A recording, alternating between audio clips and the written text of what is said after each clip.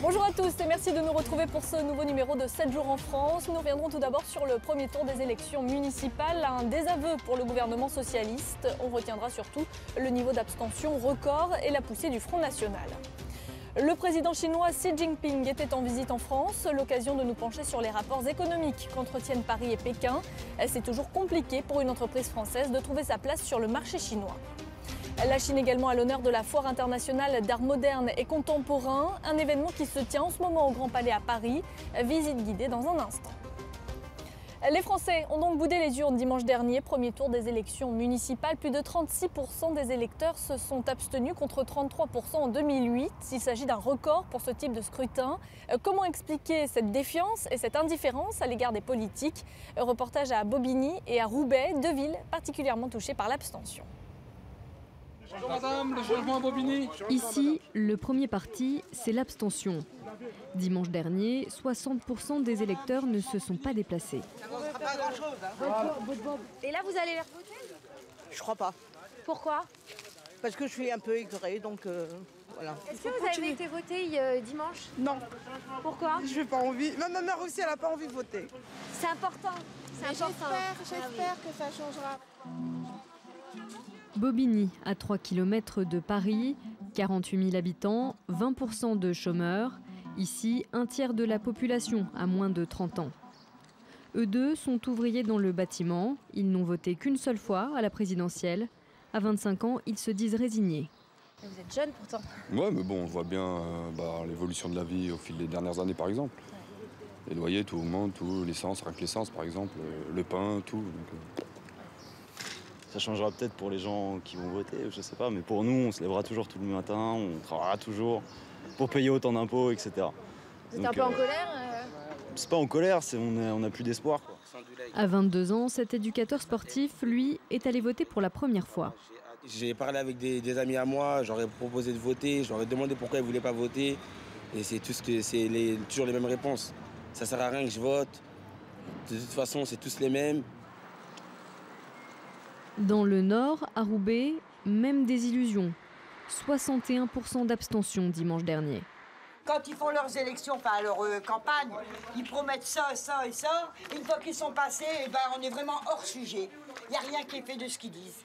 Alors maintenant, moi je préfère ne pas voter. Ils font rien, on n'a rien. Regardons, on habite là, on n'a rien.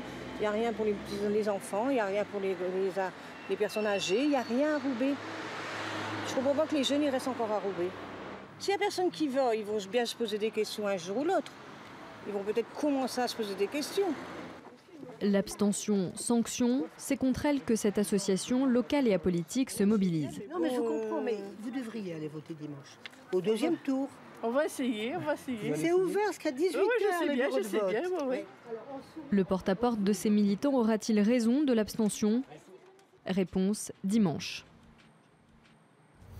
L'autre fait marquant de ce premier tour des élections municipales, c'est la montée du Front National. Il s'impose comme la troisième force politique du pays, derrière l'UMP et le Parti Socialiste. Le gouvernement, lui, sait qu'il va devoir rendre des comptes. La question d'un remaniement post-électoral est évidemment à l'étude. Sourire de circonstance, mot discret à la presse. À l'image de Jean-Marc Ayrault, les membres du gouvernement ont tenté de faire bonne figure dans la cour de l'Élysée. Mais il s'agissait peut-être de leur dernier conseil des ministres, avant un remaniement. Car la rumeur semble se confirmer. Après l'échec de la gauche au premier tour des municipales, François Hollande dit avoir entendu les Français. Il affirme qu'il veut améliorer la cohérence du gouvernement.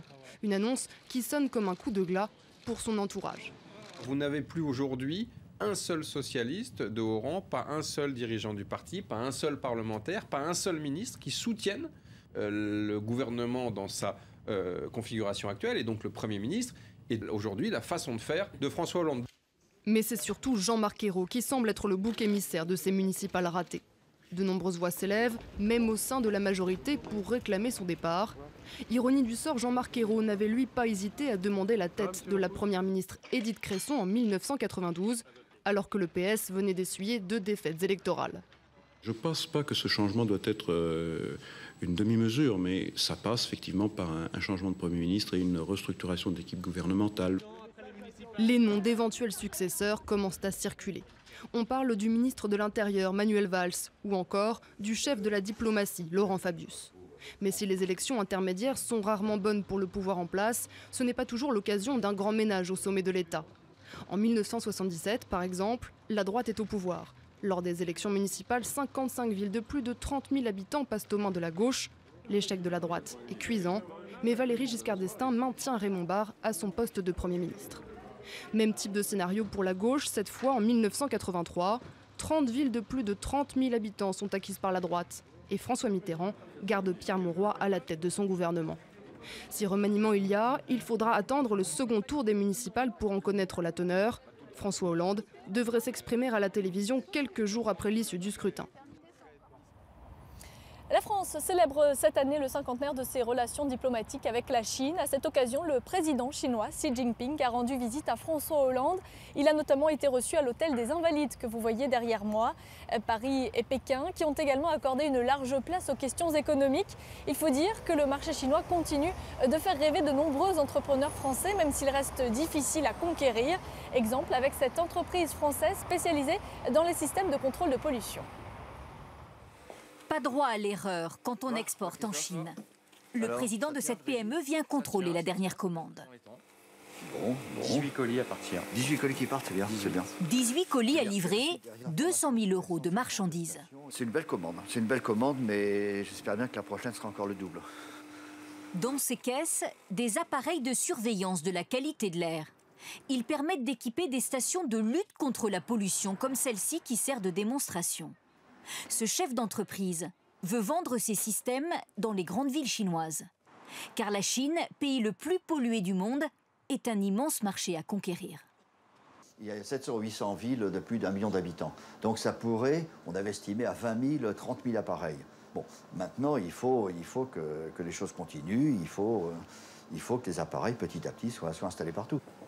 Vendre en Chine, un parcours du combattant. Ça va. Ce dirigeant a d'abord travaillé avec des Français installés sur place, sans grand succès. Les ventes ont décollé il y a 4 ans, quand il a créé une filiale à Pékin, avec des Chinois à la manœuvre. D'abord, il faut parler absolument parfaitement chinois. Donc même notre ingénieur qui a vécu à Pékin ne parle pas suffisamment chinois pour avoir toutes les nuances. Les Chinois ne disent jamais oui ou non. Tout est dans les nuances, donc il faut comprendre. Et l'interpréter, il faut vraiment avoir la philosophie. Aujourd'hui, le chiffre d'affaires en Chine atteint 3 millions d'euros par an, 15% de l'activité de l'entreprise. Revers de la médaille, les appareils sont de plus en plus copiés par les concurrents sur place. C'est évident que des nouveaux constructeurs chinois s'inspirent. Mais c'est la loi et ce qu'il faut, c'est être constamment en avance. Avoir une longueur d'avance avec des technologies toujours plus sophistiquées. C'est l'objectif de cette entreprise de 200 personnes pour continuer à s'imposer en Chine.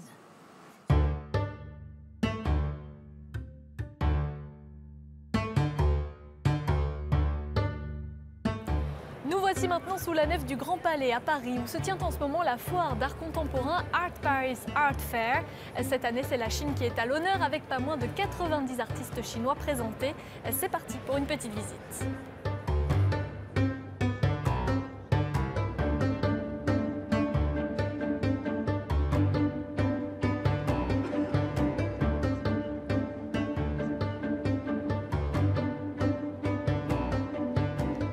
Guillaume Pierce, bonjour, vous êtes le commissaire général de cette foire. Expliquez-nous ce qu'on trouve ici exactement. Ici, c'est une foire d'art moderne et d'art contemporain qui aussi inclut le design contemporain, c'est important de le préciser. C'est une foire européenne, mais qui regarde l'Est. L'Est dans un sens vraiment très large, mais qui commence avec l'Europe centrale, se poursuit avec la Russie, et va vers la Grande Asie. Donc c'est une direction, mais en même temps une vision dans le sens de dire qu'aujourd'hui, il y a toutes ces scènes émergentes qui viennent de l'Est et que peut-être le monde nouveau vient de l'Est aussi. Et donc nous, on est sensible effectivement d'amener ces scènes qui ne sont pas souvent présentes à Paris, ici dans cette capitale.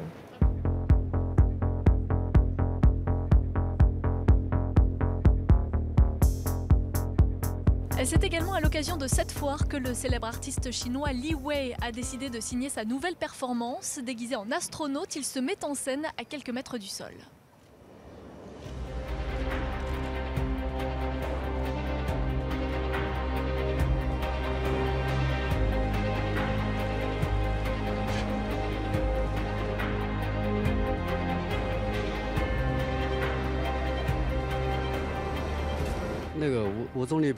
Ce sont des performances au cours desquelles j'utilise un harnais et des câbles pour me suspendre. Je suis alors en l'air comme en apesanteur. Et c'est ce qui sert de support aux photos que je réalise. D'où vous vient cette envie de vivre en apesanteur ? Quand on est enfant, on a tous ce rêve de pouvoir voler comme un oiseau. Et c'est ce que j'exprime dans mes œuvres. Ce sentiment de liberté, cette liberté de pouvoir se mouvoir sans aucune contrainte.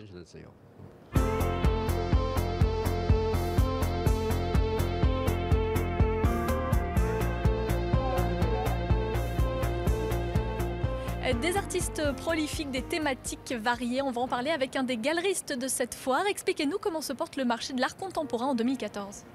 Le marché de l'art contemporain repart en 2014, on est assez contents. Ça nous permet de présenter divers artistes émergents dans les foires, à la galerie également et divers salons. Et on a élargi du coup notre palette de prix pour être accessible au plus grand nombre. Donc artistes émergents, aussi collectionneurs émergents, français et étrangers. Donc le marché repart, on est assez contents.